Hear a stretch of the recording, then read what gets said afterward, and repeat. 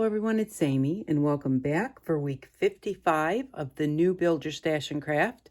I was asked to figure out how to make your own color core cardstock to make cards so that you can emboss and then sand back the embossed portion to show the color of the center of your cardstock. So I originally did it with white, which we already have white cardstock, and we set aside $7.50 for this week because I don't know how much cardstock is at the craft stores, but I think you could probably get colored cardstock, get a mix for $7.50. So we're not going to save anything.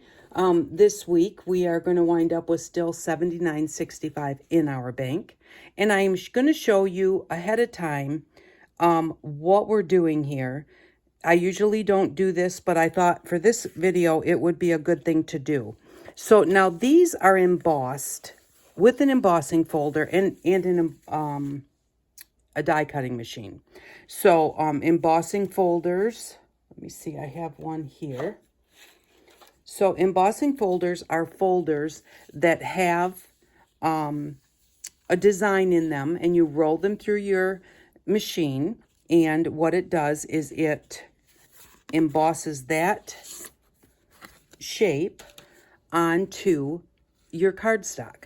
So this cardstock is yellow cardstock that was colored with our wax colors that we made a while back, and it was colored with the blue and with the orange. Now the blue is a very blue, but when you put it on the cardstock, when you put it on the yellow, it does turn kind of a teal color. So the color of what you want the core of your paper to be is going to affect the color that you have on the top of your cardstock.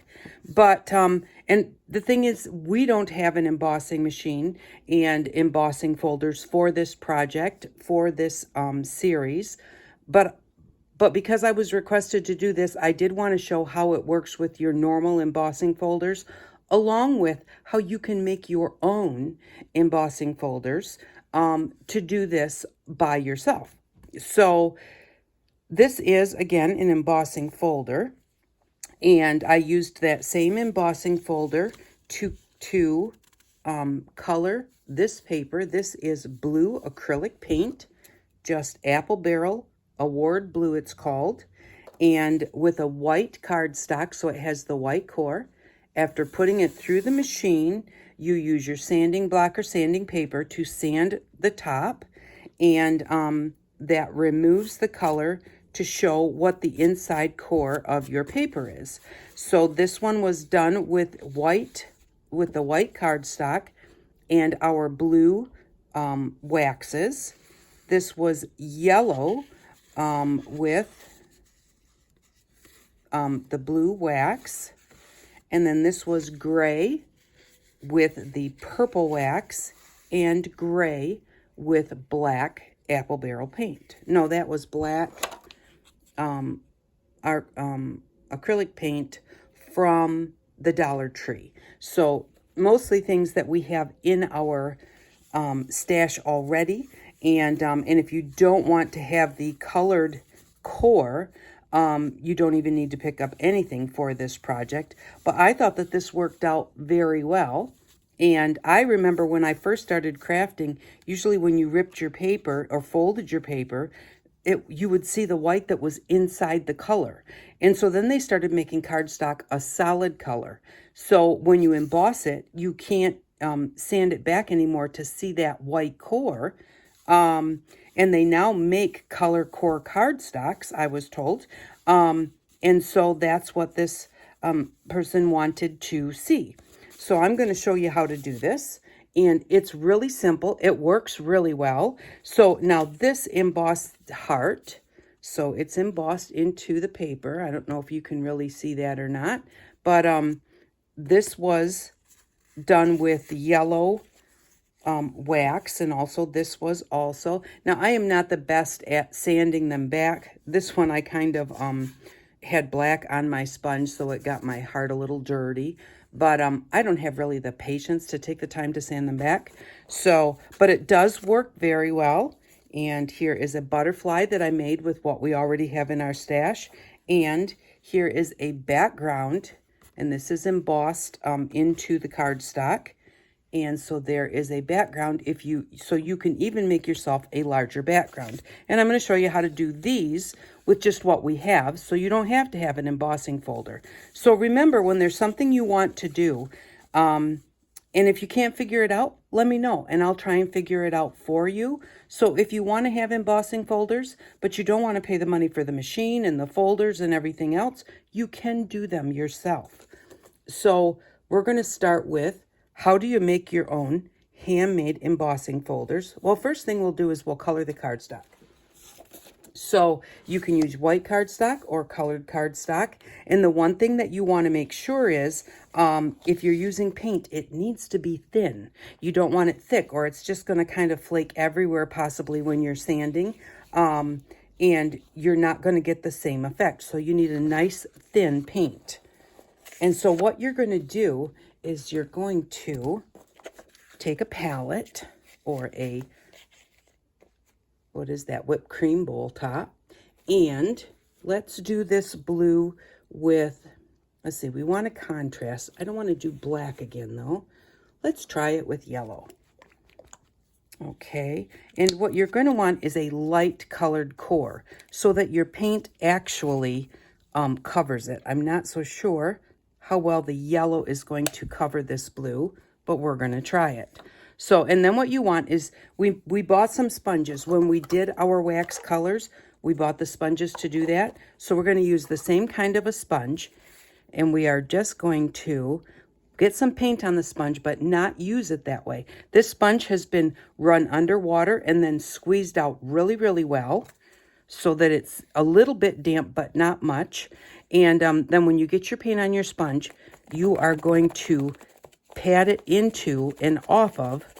So we're moving it into the sponge, but we're also getting some of it off of there so we don't have a super solid paint. So we're going to do that so that we have the paint on there. And then we are going to just take our color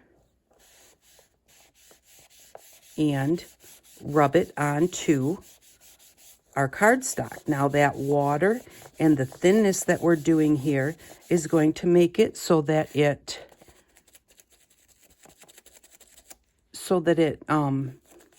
doesn't peel and flake.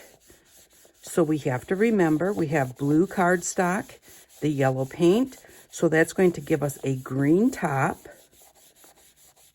along with the color core of the blue.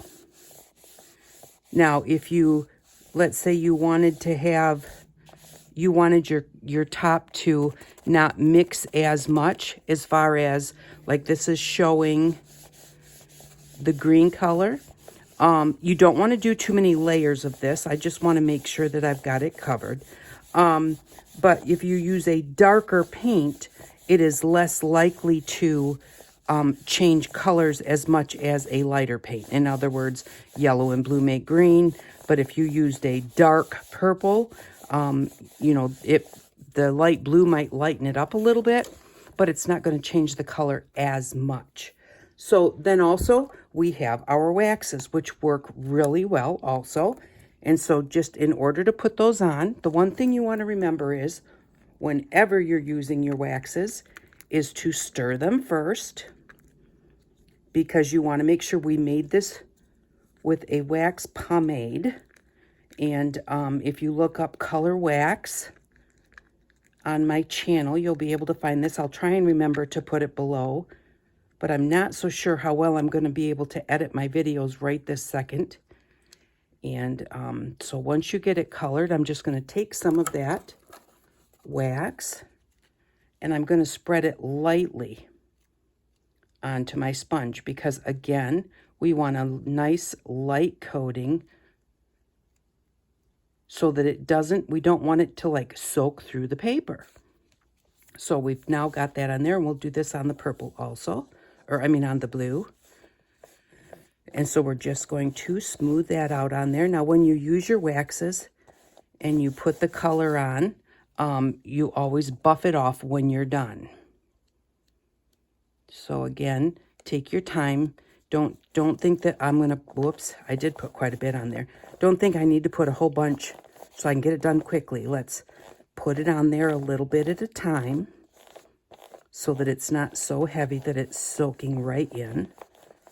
And the waxes are a light color, so the waxes will work better on the white backing because, you know, that's just, it's going to lighten your wax a little bit, but it's not going to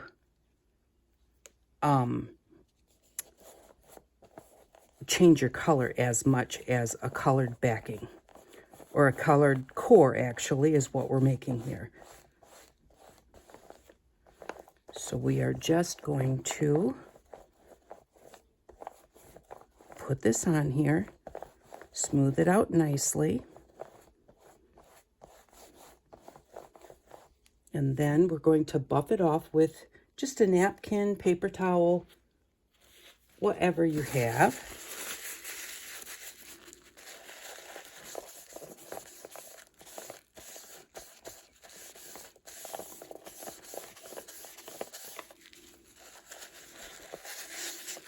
And I have a little bit too much wax on here.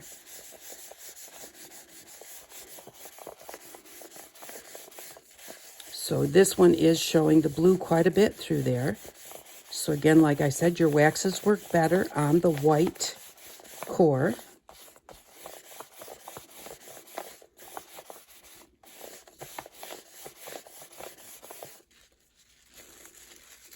And then you're just going to set them aside and let them dry nicely, because you're not going to be able to sand them while they're wet. So you do want to make sure that you let them dry.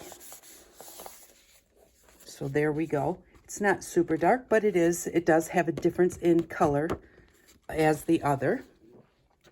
And so then just set them aside to dry. Try and get some of that wax off my hands. And I think I'm going to just set this aside.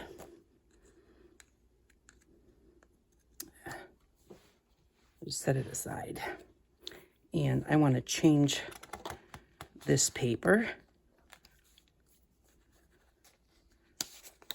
So, but you can do a bunch of different colors all at one time.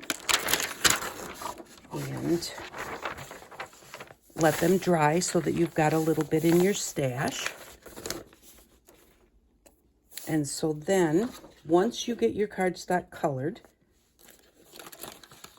I have some here. So again, here is this is blue paint on a yellow cardstock. So that's what that looks like. And this is orange. This is orange wax. And actually, this may be the blue wax. I'm pretty sure it is. So we've got the blue wax and the orange wax. This is definitely the blue paint. And this is yellow paint. And I can kind of tell by the feel, the paint is a little bit, it's not rougher, but it's not as smooth. So, and then this is black paint and purple wax on a gray core. And then these are all waxes that are on here. And now see, there's spots where it's real dark. And part of that is I didn't stir my paint ahead of time. And so then what happened was when I first put it on there, it got a little darker. So this is what they're going to look like on one side. And then you're going to have your core of whatever color is on the back. Now to make your own embossing folders, it's really easy to do. And they're not going to be maybe as detailed, but then again, it depends on how much time you want to take. Set these here for a second. All you need to do is have a punch, excuse me, and some cardboard. And if you didn't get any punches yet when we bought the punches, you can also just cut things freehand Now this is what I cut. I just took my scissors and just cut in, and then I taped it to the back of the paper that I embossed. I taped it here. Let's see, how does it go? Oh, that was on this side. Okay, so the first thing that I did was I taped it down, and then I just put a little bit of tape in a few places so that it didn't move. Then I turned it over. Now, I was having a hard time finding where all of these little grooves were when I was trying to emboss it. So what I did was I just held it up because I could see through it. I don't know if you can see how you can see through. See, here is a mark here. And so what I did was I just held it up. I took a pencil, and then I just followed that line so that I just knew where I wanted to emboss it. Then once I did that, I just took our little embossing tool that we got earlier this year, and this came from the cake department at the Dollar Tree. I just took this, and because this was all lined up, or because it has the embossing folder underneath, which actually, let's really line it up so I don't mess it up. It goes like...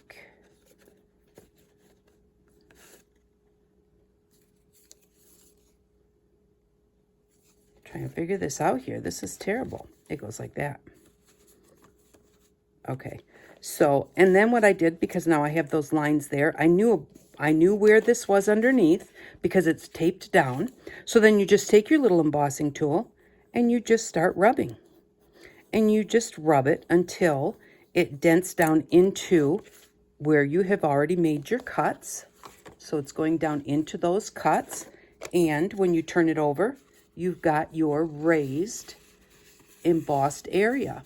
Now in order, because this is so far apart, and I'm no good with like trying to put color on the top of something like this and not get it all over my paper, what I did when I was done was I just took this and brought it over to the other side, lined it up because it just winds up, the bumps come right up into those grooves.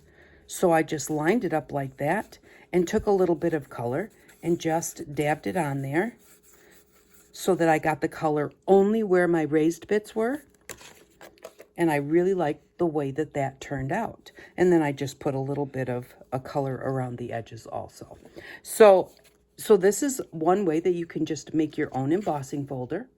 And you just want to make sure that you don't make it too flimsy and that you tape it down when you are ready to do the embossing. And then, like I said, you can hold it up so that you can see through it and just put these lines on your paper so that you'll know exactly where to rub. So we're not going to make a real big one like that. I did do one that I was going to do. So I have this one here, which I only have one cut out. This was very hard to cut out.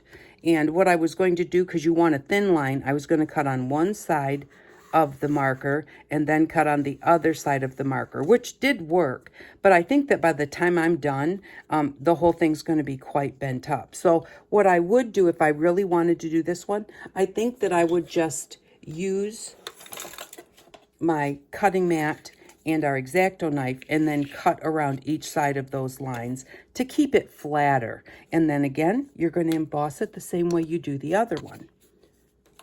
So when I had some old, like they were just like these templates or something, they were hard plastic, you'd put your paper on top and you would use something like your embossing tool to just rub on it and it would put those dents in your paper. Then you'd flip it over, you would have something embossed. So, but also you can make your own embossing folders with a punch, and all you need to do, I'm going to cut this.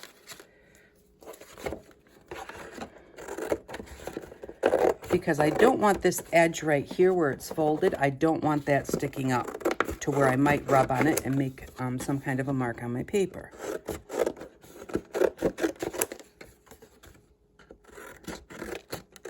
Just cut those off. And even this is serrated here. If I rub across that, that could actually show up on your, you'd be surprised at what shows up when you're doing your rubbing. Because just like those rubbing plates, you know, that's how they made them. So what you're going to do is you're just going to punch out your punch. And then, and you can do it 1 thickness or 2 thicknesses. You can do it however you want. And then you're just going to, now you can do it short like this, or if you want to be able to emboss onto a piece of paper, like way into the middle, like I did with this yellow heart, where, you know, they're in a few different places. Like I might want to put one there and there and there and here and here. Well, then what you're going to do is you're just going to make your embossing folder very tall. And I don't know why I'm cutting these edges off, because I really don't need to. I need to cut the other side of the embossing folder, because we're actually are going to make a folder. So I'm just going to hold this up here.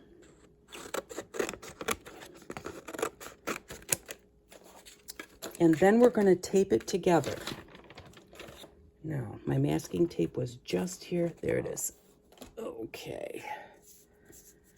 We're going to tape it together to make a folder.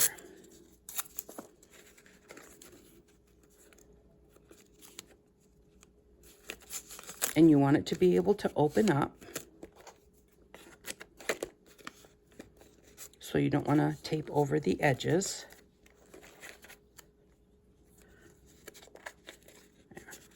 Okay, so now we just made a hinge. But now this butterfly will fit all over my paper, and even in different directions, so that I can fill this whole thing with embossed butterflies. Now, you can do it just like that and just rub across this butterfly. But to make it even better, to make it like an embossing folder, where here one side is bumped up and one side is indented, so that when you close this up, it pushes the indented part up into the popped up part, and it makes that much better embossed. So what we're going to do is we'll take our butterfly and we'll put glue on it. And you should sand off the shiny part of your cardboard. And I believe that this, I'm not so sure if it's, I don't know if it's perfectly.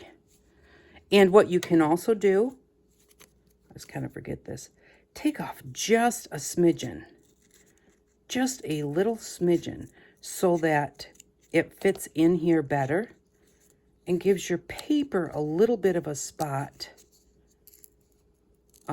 to press up into it. So literally just the tiniest amount off the edges, and it doesn't have to be perfect, but you're going to want to take a little bit more time than what I am here, but just take off just a touch.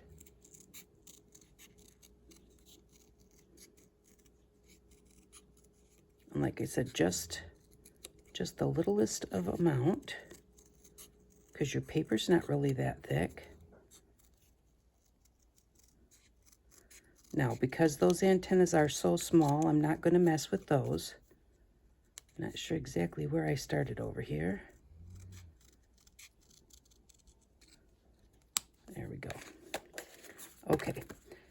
Now, to make sure that we line it up well, we're going to leave our embossing folder closed.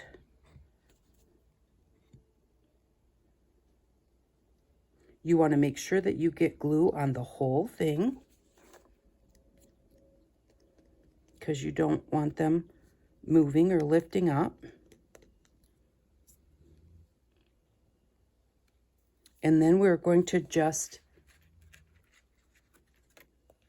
try and make it so you can see it. So there's our butterfly. We're going to line this right up with that butterfly.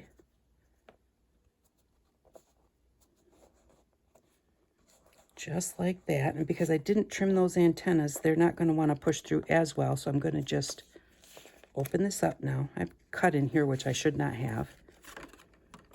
And just press that down. Then you're going to want to make sure that you kind of dry off the glue that's on there.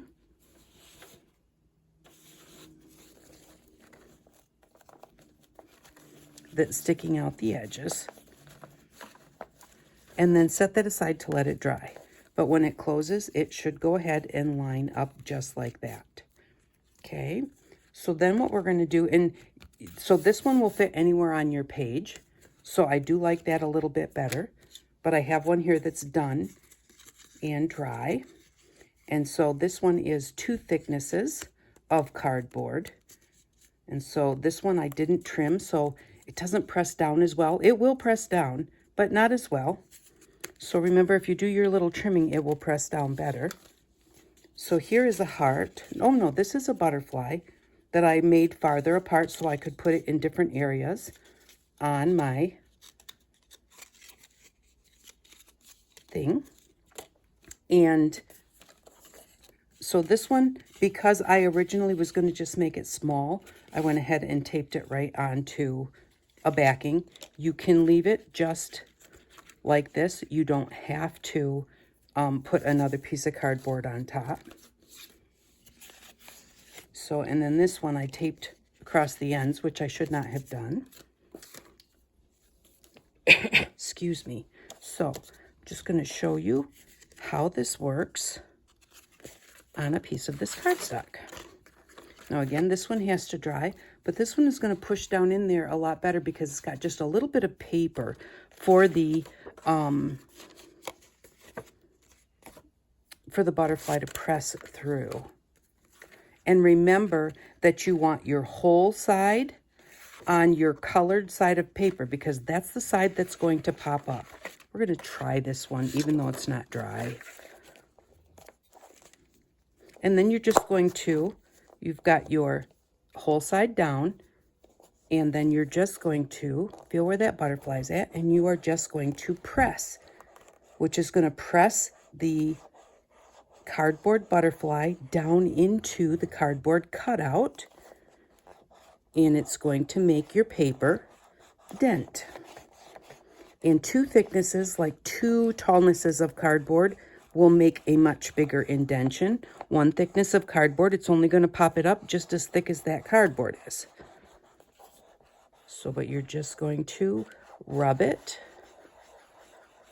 And, you know, you're just going to kind of massage it a bit and massage it for a little while because you don't want to try and just hurry up and press that paper right down in there. You know, you want to kind of massage that paper to let the fibers loosen up a little bit and let that paper bend down into the other part without it ripping or anything like that. I mean, this isn't going to rip it, but you just, whenever you're manipulating paper, you want to try and make sure that if you do it slowly, it just works better. So, and once you've done that and you think that you've done it everywhere, don't pick up both sides. Don't take it completely off. Just lift up the top to see if you have what you're looking for. And then if it's not quite what you're looking for, you can put it back down again. I think my butterfly moved a little bit. And I did this, I don't know if you can see that butterfly there. I did it wrong. I should have put the colored side to the opening. Oh no, I did put the, okay. I did put the colored side to the opening. So I don't know if you can see that. It is hard to see, but our butterfly is popped up right there. Like I said, 2 thicknesses of cardboard is better than 1. And then what you can do, this is what I like to do to sand it. I like to just line that up with where it's popped up. Like, just have to make sure that I want to get it lined up well. Just like that, and then take your sanding block. And the reason that I like to do this is I'm no good at the sanding part of this. I'm always in way too big of a hurry. And so to me, this is just an easier way to sand it. So then you're just going to take your sandpaper or your sanding block, and you're just going to sand it. And my sanding block is getting very... Does sandpaper get dull? I don't know what you're going to call it, but... And I'm not getting it very well because I don't want to shake the table too much. But you can see we've got the gray core. We're starting to get a little of the core come through right here. We're also getting a little bit of the yellow that's on my sanding block on there, which is not necessarily a good thing, but that just lets you know. Try and use clean parts of your sanding block or use your sandpaper to go ahead, you know, so you can have clean parts every single time.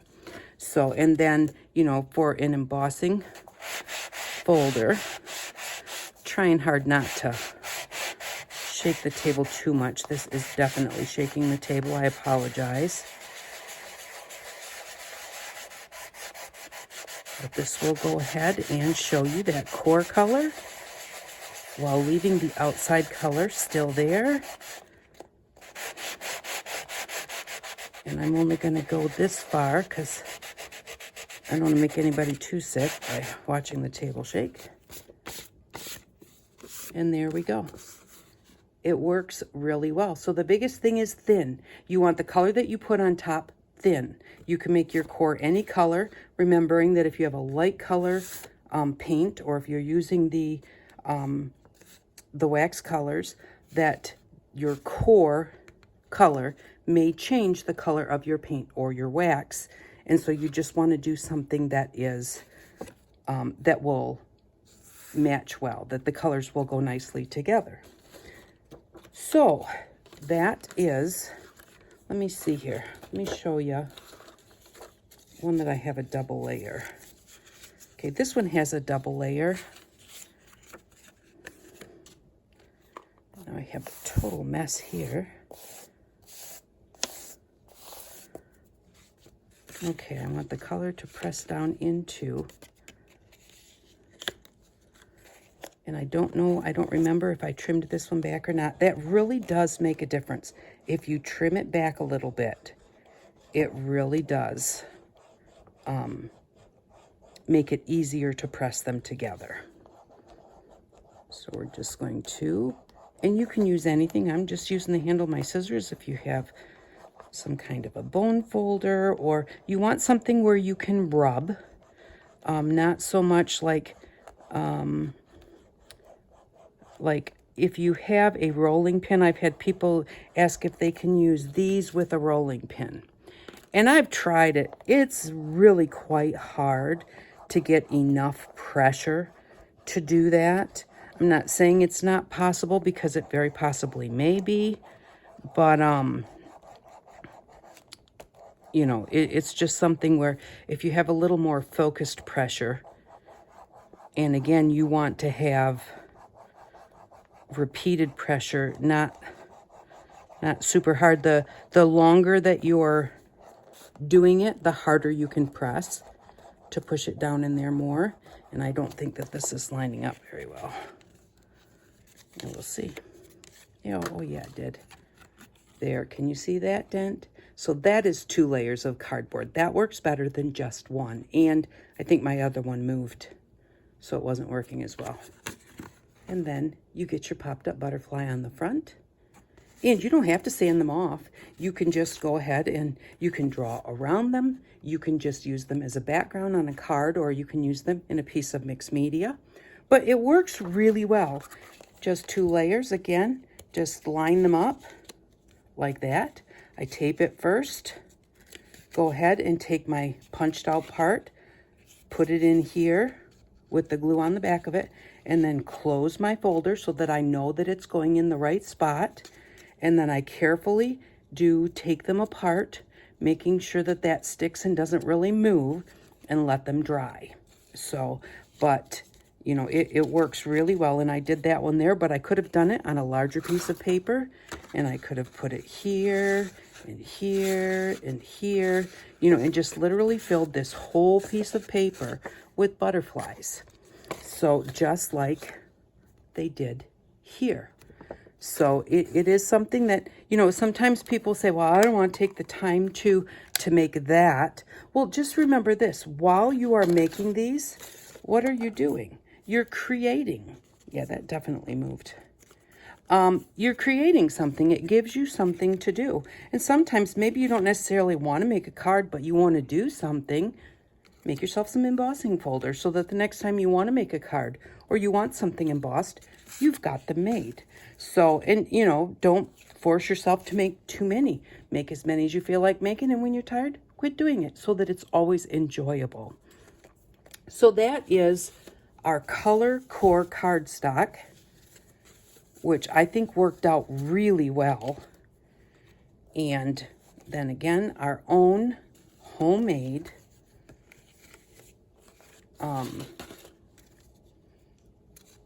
embossing folders, because they really do work really well. And if you take your time to do it, use different punches. Again, here's a heart. That should not really be.